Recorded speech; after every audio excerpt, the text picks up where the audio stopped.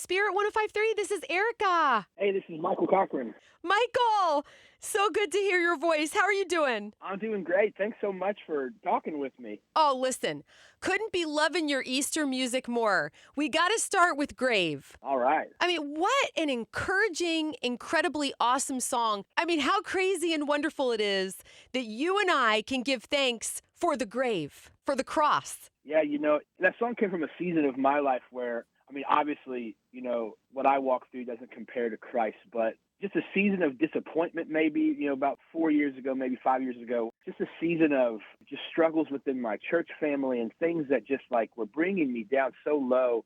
I was like, God, how do you have good purposes in this?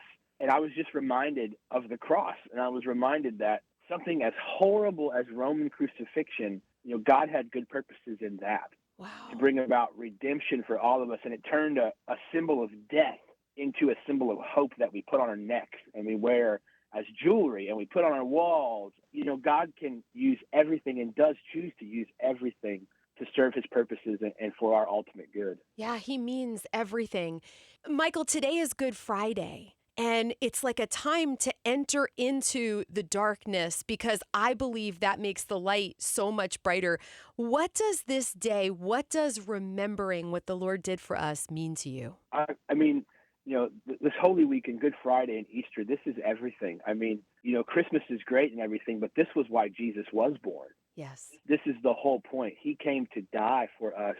And I think that if we skip over that and we just look at maybe Easter morning or just the bright side, the happy side of even the gospel, the grace side, we forget what had to be done for our sin. There was a real sin debt that we all carried, and that had to be reconciled with God, and Christ was the perfect payment for that, and he gave his life. He was put to death, the death that should have been ours. And I think it's good for us to feel the weight of that, to feel the heaviness of, man, that should have been me. That would have been me if not for Jesus Christ and his sacrifice. And that sets our heart in the right place to then celebrate our resurrection with his resurrection.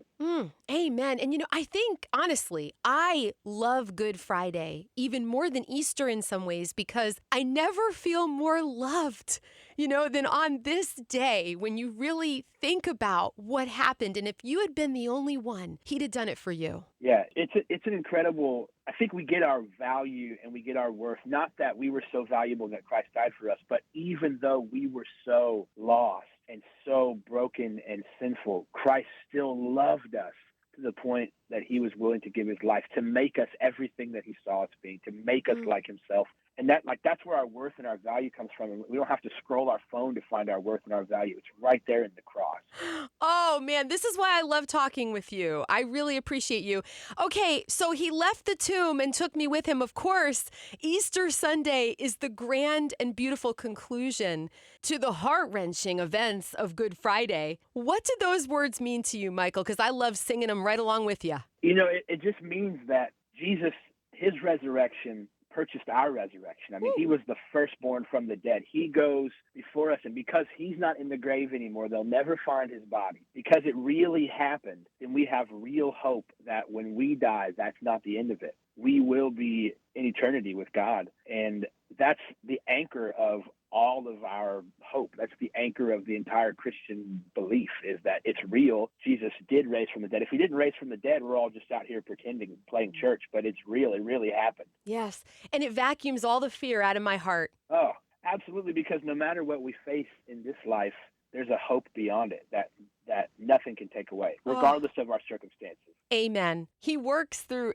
every circumstance in our lives. One of the reasons I wanted to invite you on the show, Michael, is because I was amazed by a story you told on Instagram. It's a story you've told before, I believe, but the first time I read it, about how you met your wife.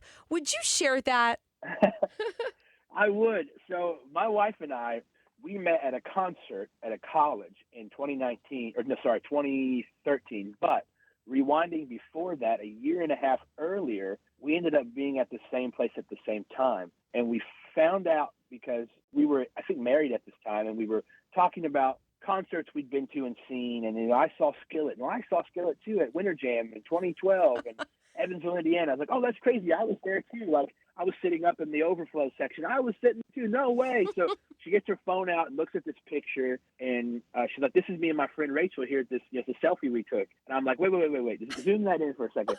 And we zoom it in, we brighten it up, and it's her friend Rachel, her, one empty chair, and then me. I mean, what are the odds? In her photo, just clear as day, just sitting right there. We didn't meet that night. We didn't talk to each other. I didn't even notice her. It wasn't like, oh, I remember somebody sitting next to me. No recollection. And we met a year and a half later at a different concert that we were both playing at. You know, that's kind of, I look to that moment all the time because, you know, my wife and I talk about God's timing. Yes. You know, I was definitely still being drawn by the Lord in those years. And Yes. I was not in a place where I should be dating, you know, anybody and working on myself. God was like, no, you're not going to meet yet. And then a year and a half later, it was like, now you're going to meet. And it was the perfect timing. And we were right for each other in that moment. And we wouldn't have been right for each other a year and a half earlier. And so God just knew. And so we look at our life now and we go, man, when we want a door to open, it's like, no, we know we've seen God wait before, and he always has something better. Oh, that's so good. And I shared that story with my daughter because she really wants to meet somebody. And I'm like, you don't want to take the cake out of the oven, you know, before it's fully baked. Yeah, that's right. But it's hard when your heart is longing for something or someone. That's right. But tell her to go to Winter Jam and take a lot of photos. Yes, in faith. I love she'll that. find one in there. She'll find one in there in the photos. Oh, I love it so much. Michael, I have one more question for you. You and I have something in common. We have both had an encounter with the Oscar Mayer Wienermobile. How fun was that for you? Hey! Oh, it was awesome. It was everything I hoped it would be. And the people running it were so fun and so funny. And they gave me an Oscar Mayer Wiener whistle. So, I mean, what more can you ask for? Now, was this on your bucket list or a chance encounter? It was a chance encounter. You know, I think they came to the venue through something that Crowder's team had set up. Oh. And he was, I saw him backstage. He's like, hey, man, the Wienermobile's outside. And I was like, are you serious? I mean, that's a good day. Oh, it was a great day. Tucson, Arizona. That was the highlight for sure. I love it. Michael Cochren, you are just awesome. Will you please keep making music and sharing wonderful words here on the show? Hey, as long as they'll let me, I'll keep doing it. God bless you and happy Easter to you and your beautiful wife. Hey, happy Easter to you. Thank you so much. God bless. You too.